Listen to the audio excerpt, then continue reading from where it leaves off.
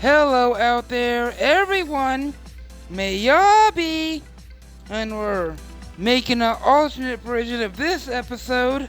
Oh, and if you just joined us, you're welcome. Glad you made it here, and I hope you all enjoy your stay. And always remember the most important character stories, you the readers. Get it up!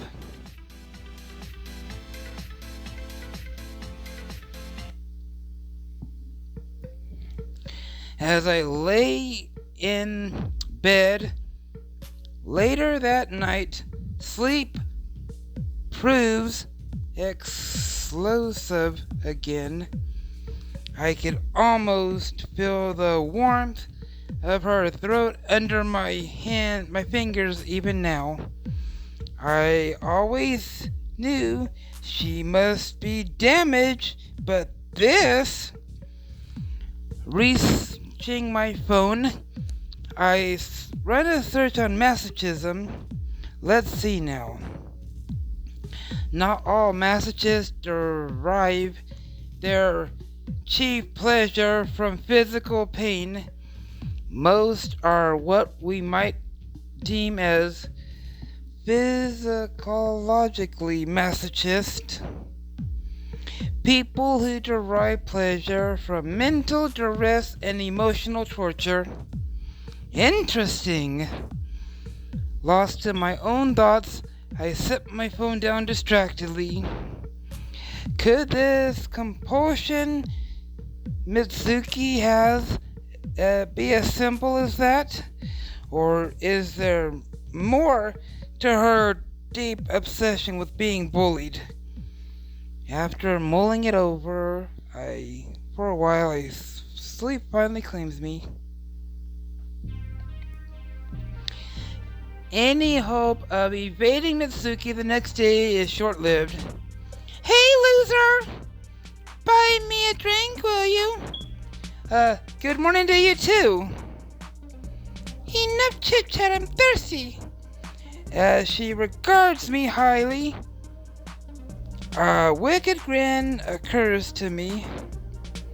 I could expose her dark secret in front of the whole school if I wanted to. When I remember the banknote she left in my pocket, I quickly reconsider. For better or worse, she is bought my silence. One drink coming right up. That's a good boy. I'll be waiting in class. Once she's gone, I head to the vending machines. Good morning, Obelisk.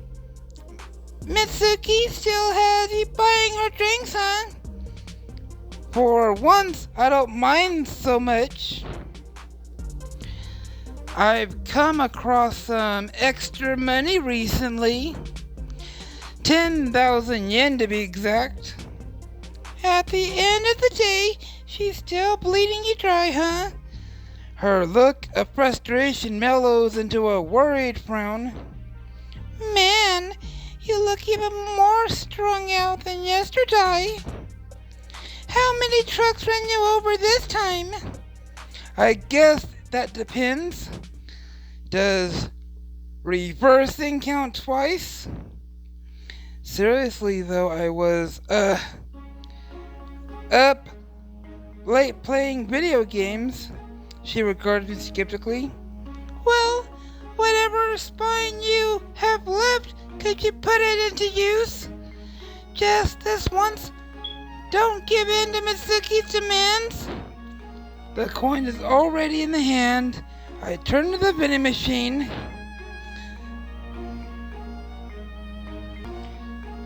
Thing between Mitsuki and me are definitely more equal. So, why do I feel so driven to please her even more?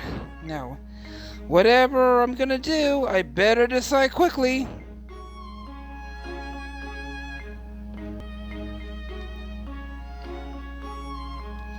You're right, Kanon. Only the people I like deserve the fruit of my labor. She passed me on the back.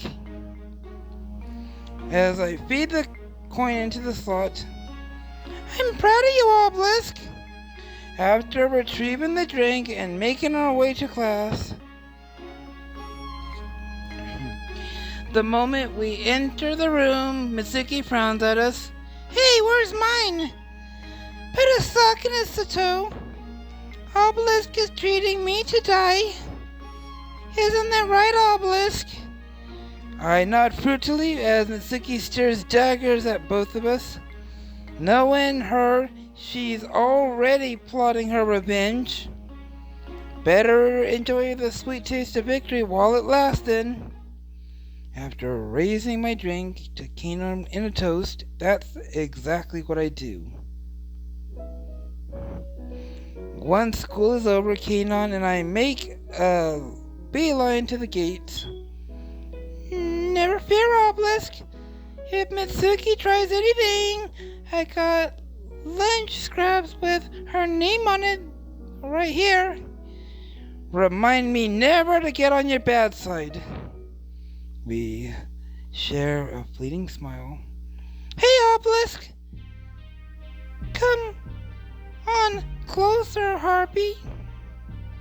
Keinon performs a lumber cartwheel to position herself between the two of us.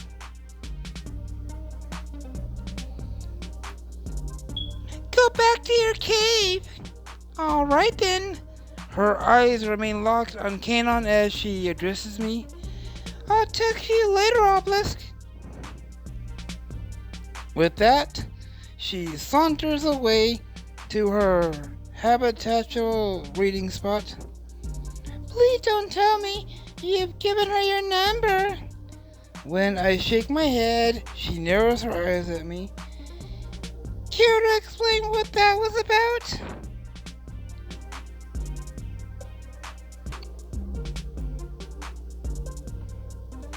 No idea, honestly. Probably just more of her mind games. She ponders for a while before nodding in resignation. Guess it would, wouldn't it, be out of character? I'm sure she'd just love to drive a wedge between us two. Let's go before she tries any more dirty tricks. Phew. That was close. By the time we reach our place, Keinon seems to have cast any thought of Mitsuki from her mind. Thanks for walking me home as well, anyways. Kinda hard not to, seeing as we live on the same street and all. It'll be a lot easier just to accept my gratitude for what it is too.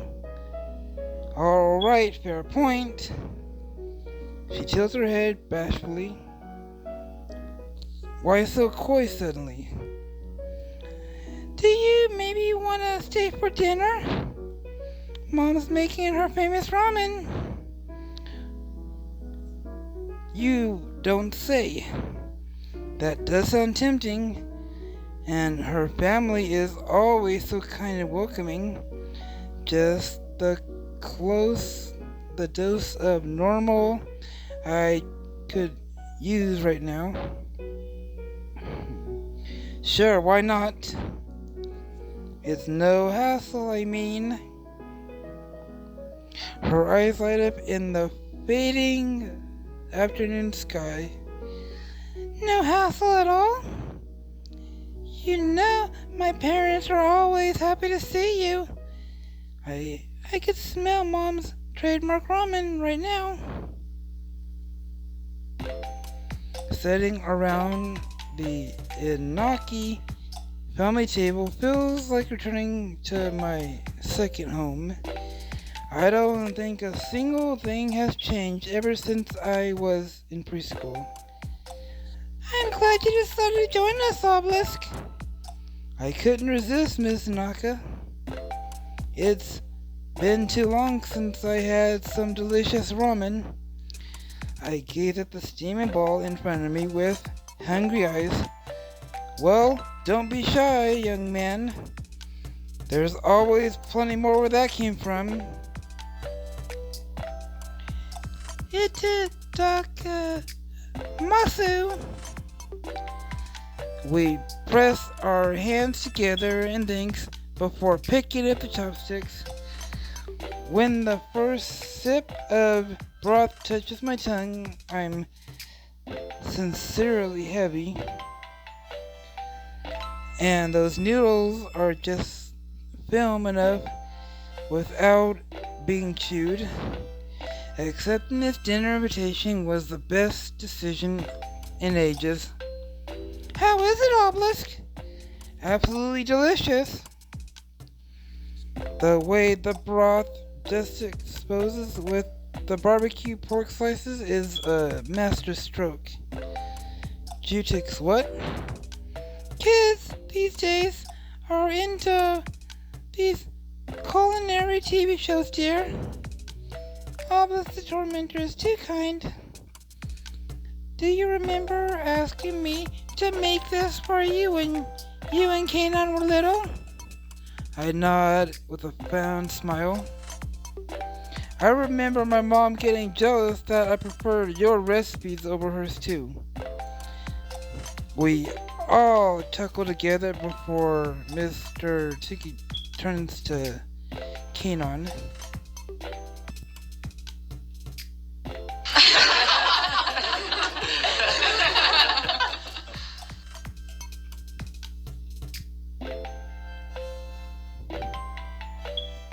Do you remember the time your mom added too much chili oil? You cried so hard that you wet your pants. He pounds his fist on the table with his hand and surrenders to a fit of laughter. Dad, you're embarrassing me. Come on, Kanon. That batch was so spicy, no one could blame you. I never drank that much milk in my life. Guess you could say it's burned into your memory, huh? We all groan as his laughter fades into wistful sigh. Seems like only yesterday you two were barely waist high. Now just look at you, all grown up. In a blink of an eye, Kanon rolls her eyes as the two of them gasp hands. Please, we're eating here. One day you'll understand, sweetie. Pretty soon you'll be moving out and living your own life. And then it's only a matter of time until you make me a grandpa. Oh, can you imagine? As the two stare as wistfully, I clear my throat. Don't mind the Obelisk. Focus on your ramen. With a shrug resignation, that's exactly what we do. Nobody said normal can't be torture too, I guess. The moment we're done eating, Kanon drags me outside. That was excruciating. I'm so sorry, Obelisk. You know, my parents, how they get sometimes. I smile and shake my head. Are you kidding me? That's all part of the appeal. My parents are so boring. I was just enjoying the show.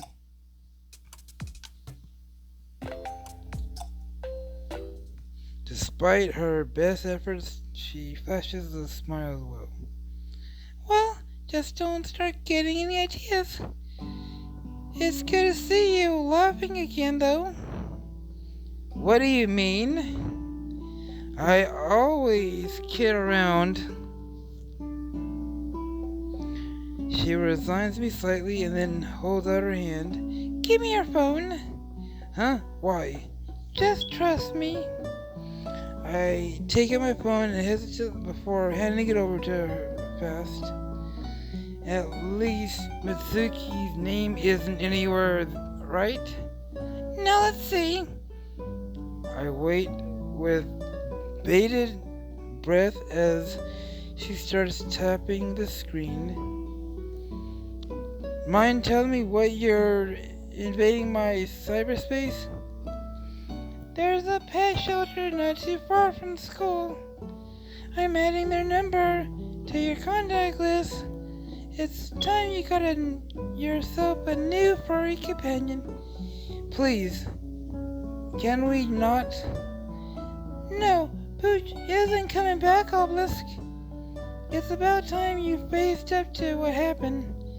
As silence descends on us again, it feels even heavier this time.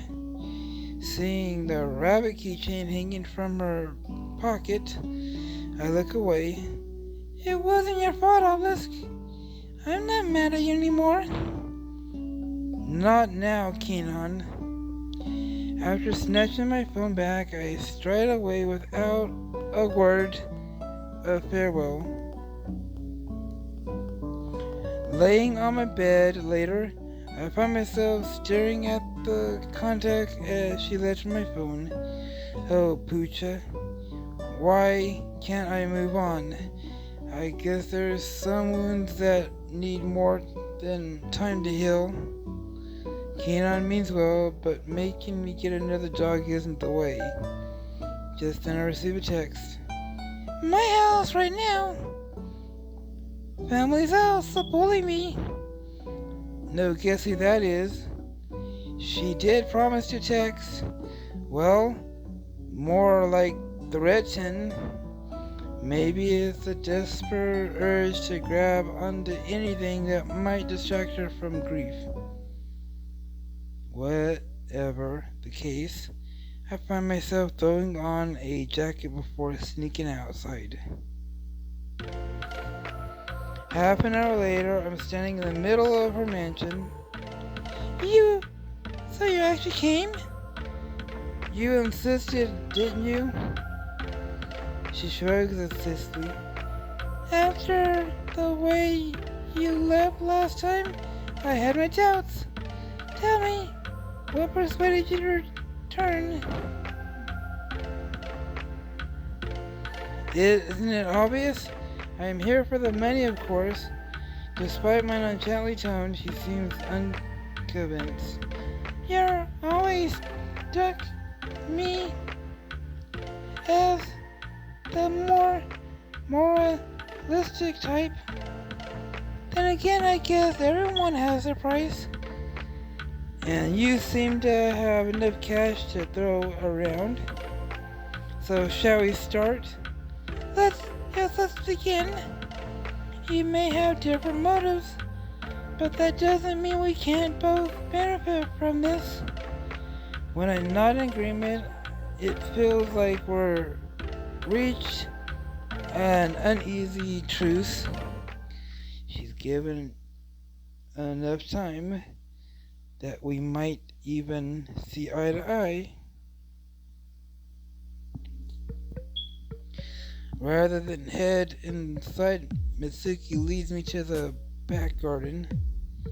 What's with the tour? You made it sound urgent. Not so urgent that I can afford to mess up the carpet inside. What on earth could she have in mind for us this time? Then when I give a nervous cough, she regards it intently. By the way, I hope you haven't told anybody about our little agreement, have you?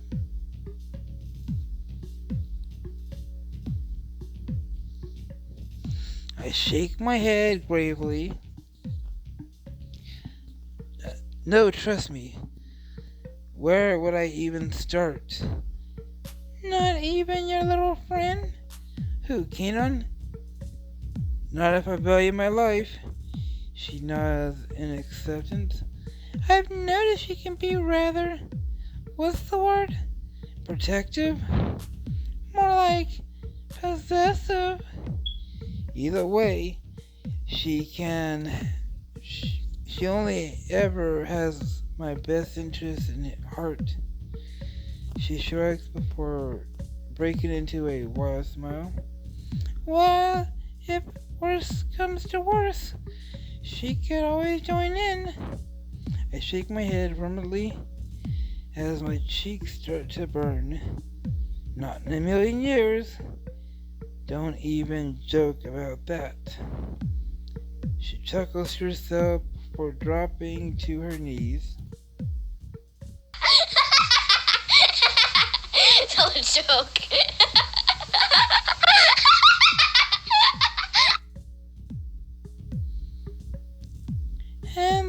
Hands drenched in front of her, she suddenly looks innocent. Please don't make me do this, master. These hands are too delicate to work in the dirt. Only then I notice the garden tools stewed over the lawn. She wants me to bully her into doing yard work? What kind of fantasy is this? After reflecting on that, it could be a lot worse. I resign myself to play along. This time, it's almost scary how easily I slip back into my role as tormentor. Enough talk, slacker. I pick up the towel and get to work. She bows her head meekly and starts digging a small trench in the garden bed. Now plant the seeds. Yes, master. She picks up the sachet of radish seeds and then sows them into the ground. You call that planting? I've seen squirrels do better. I made a mistake, master. The trench is too shallow. Please don't punish me. By now I know enough to realize what exactly she wants. No doubt she has the kind of punishment ready to go. I glance around, reveals a bucket full of water nearby. I'm guessing she wants me to pour it on her head.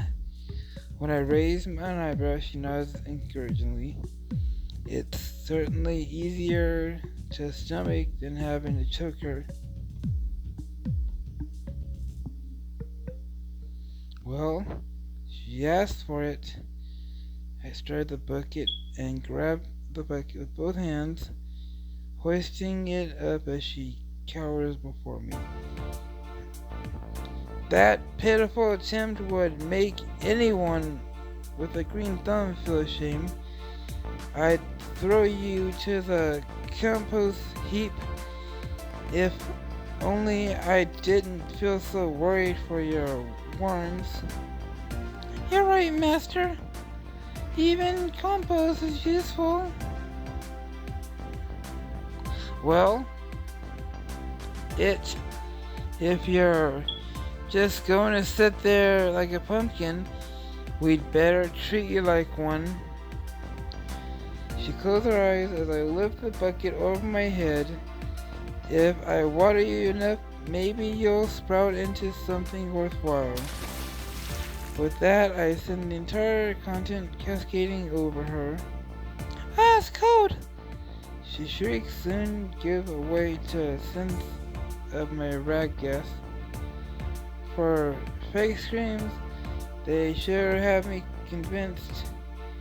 With any luck, this might wash some of the stench of failure off of you. She nods frontally as I toss the bucket aside and make show of pinching my nose. Yes, master. I'm a stinky little girl.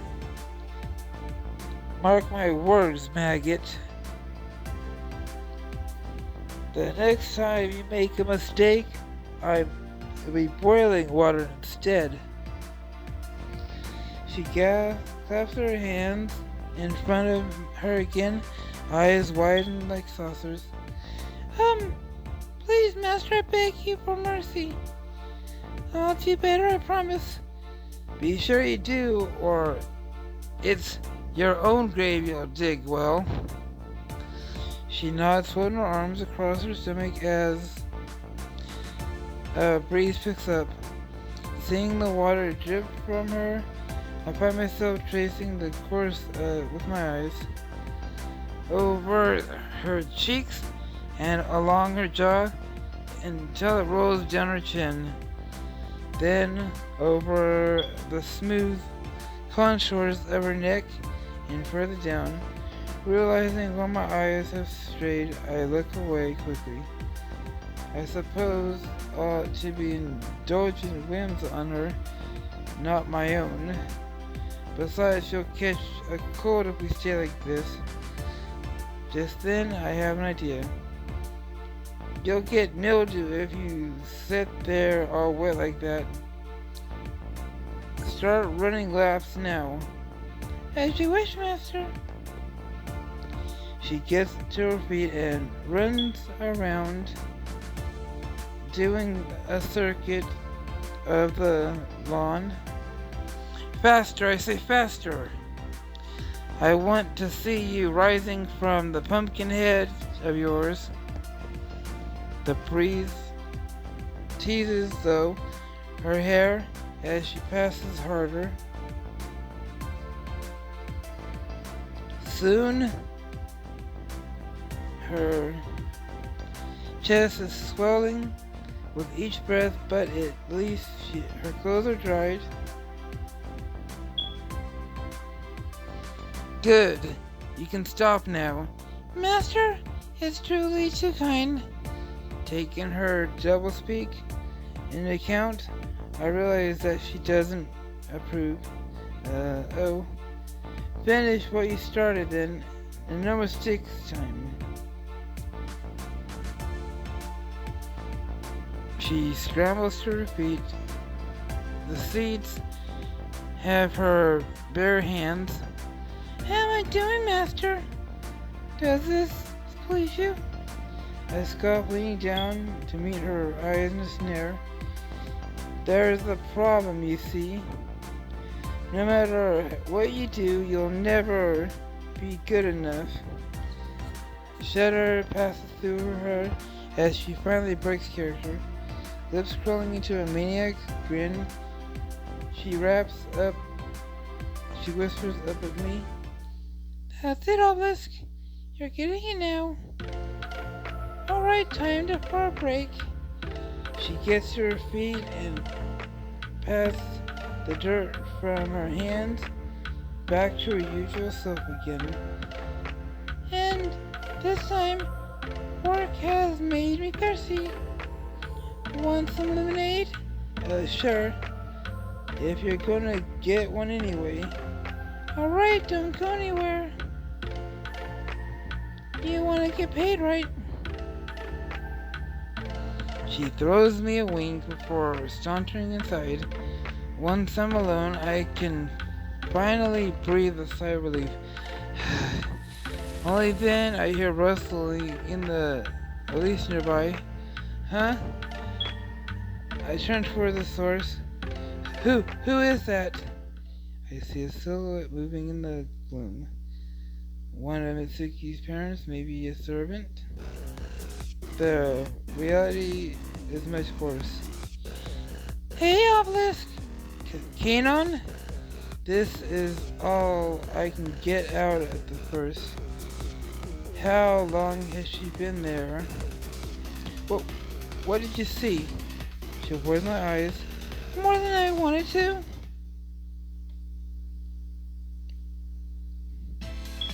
Alright, everyone. Here's I'm gonna wrap up this episode. If you all like it, punch the like button in the face, like a boss, and high fives all around. Oh, and if you just joined, you're welcome. Glad you made it here, and I hope you all enjoy your stay. And always remember the most important character is you, the reader. May all be out.